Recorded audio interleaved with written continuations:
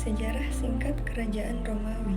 Menurut legenda, kota Roma didirikan pada tahun 753 sebelum Masehi oleh suku bangsa lokal yang telah membangun perkemahan di 7 bukit di sekeliling Roma. Tempat tersebut di sekitar Bukit Palatine di sepanjang Sungai Tiber di Italia Tengah. Terdapat 7 bukit yang mengelilingi Roma, yang nantinya dijadikan pusat perdagangan yang didirikan pada tahun 625 sebelum Masehi yang disebut Forum. Roma didirikan oleh kakak beradik, yaitu cucu dari Raja Numitor, yang bernama Romulus dan Remus. Namun, mereka bertikai hingga Remus terbunuh, sehingga Romulus menjadi Raja Roma yang warga Roma terdiri atas orang Sabin dan Latin yang bersatu membangun sebuah kota. Mereka memperoleh berbagai pemikiran baru mengenai kebudayaan dan masyarakat dari bangsa Etruska, serta para pedagang dari Yunani dan Karta.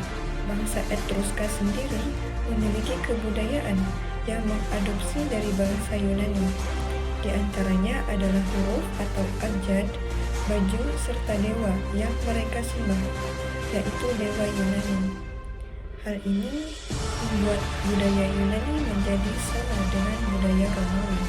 Bahkan, bangsa Romawi mengambil alih budaya-budaya tersebut menjadi budaya utama bangsa Romawi. Legenda mengisahkan ada 7 raja yang memerintah Romawi selama 240 tahun. Raja-raja tersebut diantaranya yang pertama Romulus, yaitu satu-satunya raja Romawi yang tidak dipilih rakyat karena dia merupakan raja pertama sekaligus pendiri Romawi. Yang kedua Numa Pompilius, yaitu orang Sabin yang dipilih karena reputasinya sebagai orang yang adil dan beriman. Numa memerintah selama 43 tahun dan meninggal secara alami. Yang ketiga, Tullus Hostilius, merupakan raja yang lebih suka berperang dibanding mengurusi masalah keagamaan. Dia membangun tempat baru untuk senat Curia Hostilia yang bertahan sampai 500 tahun setelah kematiannya. Yang keempat, Ancus Marcius, yang merupakan cucu Numa Pompilius. Seperti kakeknya, Ancus Marcius lebih suka perdamaian dan hanya berperang jika dia diserang. Dia melakukan kesepakatan damai dengan kerajaan tetangga Roma dan membuat mereka bersekutu dengan Roma. Dia banyak membangun infrastruktur seperti penjara pertama Roma, pelabuhan, pabrik garam, membangun jembatan pertama yang melalui Sungai Tiber. Dia memimpin selama 25 tahun dan meninggal secara alami seperti kakeknya. Yang kelima yaitu Tarquinius Priscus, merupakan keturunan Etruska dan diadopsi oleh Ancus Marcius. Dalam pemerintahannya, dia memenangkan banyak peperangan dengan menambahkan 100 anggota dari suku Etruska dalam senat, membangun kuil Jupiter, Circus Maximus atau arena balap kereta kuda, mendirikan forum Romawi, mengadakan kompetisi olahraga Romawi. Dia menjadi raja selama 25 tahun. Yang keenam yaitu Servius Tullius. Tarquinius Priscus dibantu oleh menantunya, yaitu Servius Tullius. Servius adalah raja Roma kedua yang merupakan keturunan Etruska. Dia mendirikan dewa Turia dan dewa suku. Dia membangun kuil Diana yang tembok yang mengelilingi 7 bukit di Roma. Dia memerintah selama 44 tahun. Kemudian dibunuh oleh putrinya Tullia dan menantunya Turquinius Superbus. Yang terakhir yaitu Turquinius Superbus, merupakan anak dari Turquinius Priscus dan menantu Servius Tullius. Turquinius Superbus juga adalah orang Etruska.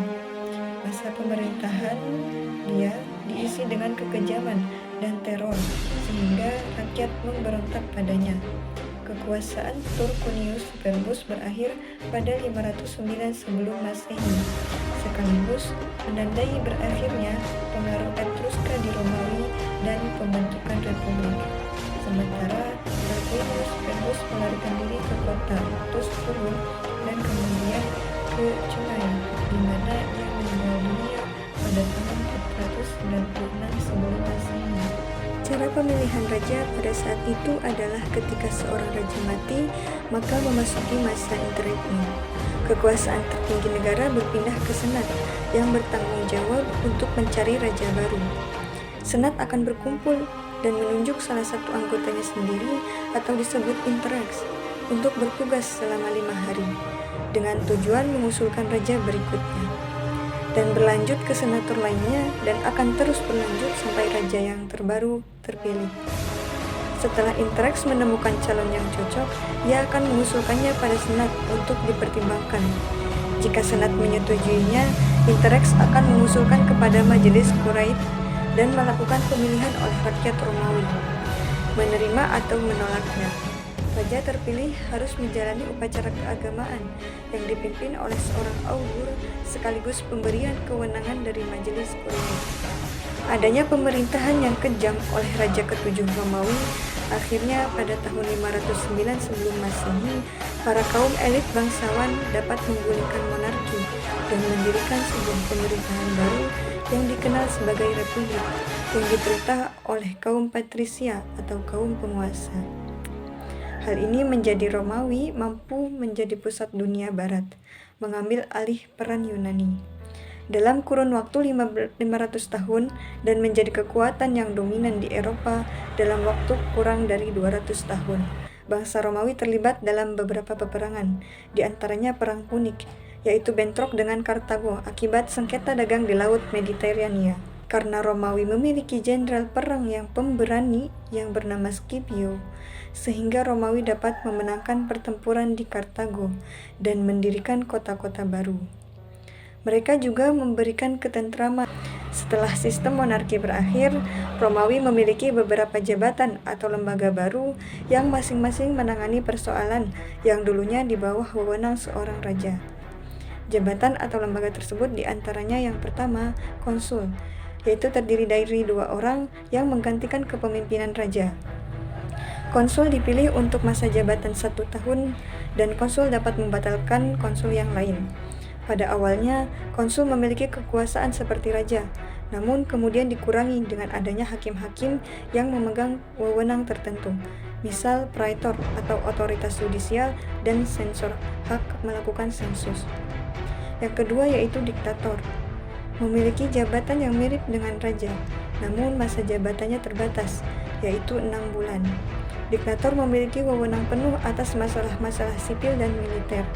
Kekuasaannya mutlak, sehingga hanya berlaku pada masa-masa darurat. Diktator Romawi dipilih secara bebas, biasanya berasal dari jajaran konsul. Yang ketiga yaitu Rex Sacrorum dan Pontifex Maximus. Rex Sacrorum adalah pejabat agama tertinggi di Republik secara de jure, yang mengadakan pengorbanan tahunan untuk Jupiter.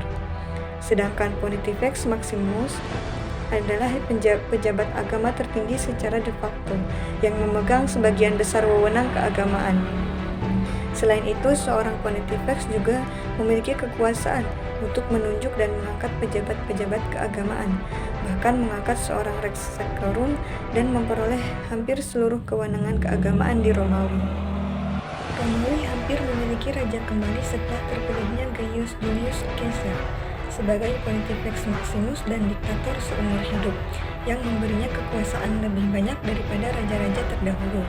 Julius Caesar adalah seorang jenderal yang sangat kuat dan ambisius, dan juga salah satu jenderal triumvirat.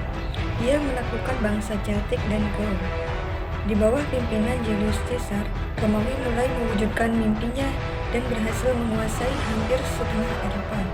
Namun, Caesar membuat sesuatu yang merusak tatanan politik Romawi itu sendiri dengan membuat hukum sendiri berdasarkan pemikirannya, yang menganggap dirinya sebagai konsul dan diktator. Pengangkatannya sebagai diktator Romawi seumur hidup memicu kemarahan kaum republik, sehingga mereka membunuh Caesar pada tahun 44 sebelum Masehi. Gaius Julius Caesar Octavianus adalah penggantinya, yang merupakan anak angkat sekaligus keponakan Julius Caesar. Ia harus menyelesaikan masalah-masalah yang ditimbulkan pamannya, mendapatkan perlawanan dari para pesaingnya, dan mengungkap pembunuh pamannya. Setelah mengungkap pembunuhan Caesar, ia membagi wilayah pemerintahan kepada triumvirat yang ia bentuk, yaitu triumvirat kedua. Akan tetapi, salah satu triumvirat, Antonius, dikabarkan akan memberikan kota Roma kepada Ratu Mesir atau Cleopatra, sehingga menimbulkan peperangan atau pertempuran Actium pada 31 sebelum Masehi. Kemenangan berada di tangan Octavianus. Kemudian Octavianus kembali ke Romawi dan mendeklarasikan dirinya sebagai Kaisar Romawi, yaitu tahun 29 Masehi, dengan berbagai gelar baru termasuk Imperator dan Kaisar Augustus atau Augustus Caesar pada 27 Masehi. Dengan pendeklarasian ini, maka Kekaisaran Romawi dibangun selama 7 abad, resmi berdiri tepat pada tahun 27 sebelum Masehi. Selama periode antara 28 sebelum Masehi dan 12 sebelum Masehi, Augustus memperoleh konsuler kekaisaran dan kekuasaan tribun rakyat, dikombinasikan dengan posisi Pontifex Maximus dan Princeps Senatus, sehingga membuat Augustus menjadi sangat berkuasa. Augustus kemudian mendirikan Kekaisaran Romawi. Ini adalah awal dari masa Princepatus. Meskipun menjadi kekaisaran, lembaga-lembaga republik masih tetap ada sampai masa Dominatus. Bahkan kaisar tetap berbagi gelar konsul sampai era Bizantium. Pada masa pemerintahan Augustus, Kekaisaran Romawi mengalami masa keemasan. Hal ini dapat dilihat dengan adanya perluasan daerah kedamaian dan kemakmuran ekonomi yang terasa di seluruh penjuru kekaisaran. Namun pada abad ke-3 Masehi, kekaisaran dihadapkan pada krisis, di mana serangan bangsa barbar, perang saudara, dan hiperinflasi terjadi dalam kurun waktu yang bersamaan dan terus-menerus dan hampir menyebabkan runtuhnya Kekaisaran Romawi. Selain itu, sejak meninggalnya Augustus tanpa menunjuk penerus kekaisaran menyebabkan banyak kekacauan saat pergantian kekuasaan terjadi. Hal ini dikarenakan Augustus sendiri tidak memiliki anak untuk diwarisi tahta, hingga terdapat 25 kaisar yang menggantikan. Perseteruan ini berakhir pada masa pemerintahan Diocletian berkuasa pada tahun 14 Masehi. Agama Kristen mulai tumbuh dan berkembang di Roma. Agama Kristen mempertobatkan mereka yang belum percaya. Saat ini berbeda dengan agama sebelumnya yang diwariskan dari generasi ke generasi. Pada mulanya, kedatangan agama ini bisa ditoleransi oleh orang-orang Romawi, tetapi lambat laun mereka mulai khawatir agama tersebut akan memecah belah persatuan bangsa Romawi. Orang-orang Romawi mulai menganiaya dan menindas orang-orang yang beragama Kristen. Keadaan ini kemudian berubah ketika Konstantinus yang memeluk Kristen berkuasa. Konstantinus mengambil langkah untuk menyelamatkan orang-orang Kristen dari kehancuran. Pada masa pemerintahan Diocletian, ia memahami bahwa kekuasaan Romawi terlalu besar dan luas. Hal ini mengakibatkan terhambatnya informasi dari pusat ke daerah terpencil, serta kurangnya pengawasan dan penjagaan dari serangan bangsa lain. Berawal dari hal tersebut, maka Diocletian memutuskan untuk membagi kekaisaran menjadi dua, yaitu pertama Kekaisaran Romawi Barat dengan ibu kota Milan di bawah pimpinan Diocletian, serta Kekaisaran Romawi Timur dengan ibu kota Nikomedia. Pimpinan sahabat Diocletian, setelah kekaisaran dibagi menjadi dua, masing-masing wilayah memiliki Augustus sebagai pemimpin utama. Setiap Augustus memilih Caesar atau kaisar muda sebagai pembantu urusan administratif dan sebagai penerus kekaisaran jika Augustus meninggal dunia. Diocletian memilih Galerius sebagai kaisar Romawi Barat dan Maximian memilih Constantius sebagai kaisar Romawi Timur. Pemerintahan seperti ini berhasil mencegah kehancuran Romawi, dan setiap penurunan kekuasaan pun berlangsung damai. Setiap kaisar di barat dan timur menggantikan Augustus dan mengangkat kaisar baru. Galerius mengangkat keponakannya Maximinus dan Constantius mengangkat Flavius Valerius Severus sebagai kaisarnya. Namun keadaan berubah ketika Constantius Chlorus meninggal pada tahun 25 Juni 350. Pasukan Constantius di daerah Eurasia segera mengangkat Konstantin, anak Constantius, sebagai Augustus, dan pada bulan Agustus pada tahun yang sama, Galerius juga memutuskan untuk mengangkat Severus menjadi Augustus. Selain itu terdapat pula beberapa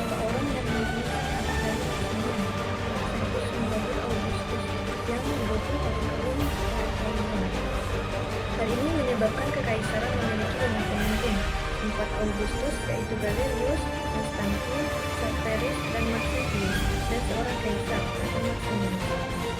Pada tahun 307, Maximian juga memproklamirkan dirinya sebagai Augustus, bersebelahan dengan anaknya Maxentius, namun tidak disetujui oleh Galerius dan Severus, sehingga menimbulkan perang saudara di daerah Italia.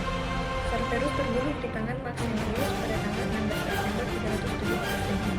Maximius dan Maxentius pun berusaha mengikat Konstantin untuk bekerja sama dengan cara membunuhkan Konstantin dengan Fausta, anak Maximian sekaligus kakak kandung Maxentius. Keadaan semakin rumit ketika Domitius Alexander Vicarius atau semacam gubernur dari provinsi Afrika memproklamirkan diri sebagai Augustus pada 308 Masehi. Dengan keadaan yang demikian kacau tersebut, maka diadakanlah Kongres Fornontum yang dihadiri oleh Dionysius, Maximian, dan Galerius yang menghasilkan keputusan sebagai berikut. Yang pertama, Galerius menjadi Augustus di Kekaisaran Romawi di wilayah timur. Kedua, Maximius menjadi kaisar di Kekaisaran Romawi wilayah timur. Ketiga, Maximian dipecat. Kemudian Maxentius sudah diakui kepemimpinan-nya dianggap ilegal. Konstantin mendapat pengakuan, namun jabatannya diturunkan menjadi kaisar di bawah Kekaisaran Romawi bagian barat. Kemudian Licinius menggantikan Maximian sebagai Augustus di Kekaisaran Romawi wilayah barat. Namun Maximian tewas dibunuh oleh Konstantin pada bulan Juli 310 Masehi.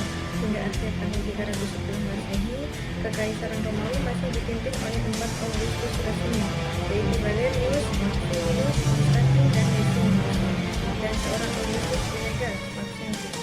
Galerius tewas pada bulan Juni 311 Masehi, meninggalkan Maximius sebagai penguasa tunggal Kekaisaran Romawi wilayah timur. Di saat bersamaan, Maxentius mendeklarasikan perang terhadap Konstantin sebagai balas dendam karena membunuh ayahnya. Namun ia tewas dalam suatu pertempuran melawan Konstantin pada tanggal 28 Oktober 312 Masehi. Hal ini menyisakan 3 Augustus, yaitu Maximus, Konstantin, dan Licinius. Pada bulan Agustus 313 Masehi, Maximinus tewas menyisakan Licinius dan Konstantin. Mereka akhirnya sepakat membagi 2 wilayah Kekaisaran Romawi, Konstantin di Kekaisaran Romawi bagian barat dan Licinius di Kekaisaran Romawi bagian timur. Pembagian kekuasaan ini berlangsung selama 10 tahun. Pada tahun 324 Masehi, terjadi peperangan antara 2 Augusti yang tersisa, berakhir dengan kekalahan Licinius, menjadikan Konstantin sebagai penguasa tunggal di seluruh Kekaisaran Romawi. Ia memutuskan memindahkan pusat pemerintahan ke kota kuno Bizantium dan mengubah namanya menjadi Nova Roma. Konstantinopel atau Konstantinopel terus menjadi pusat pemerintahan Konstantin yang agung sampai kematiannya pada tanggal 22 Mei 337 Masehi. Kekuasaan Romawi kembali terbagi menjadi 2 ketika Theodosius meninggal pada tahun 395 Masehi. Ia membagi 2 kekaisaran untuk kedua putranya, Romawi Barat dengan ibu kota Milan di bawah pimpinan Arcadius, dan Romawi Timur dengan ibu kota Konstantinopel di bawah pimpinan Honorius.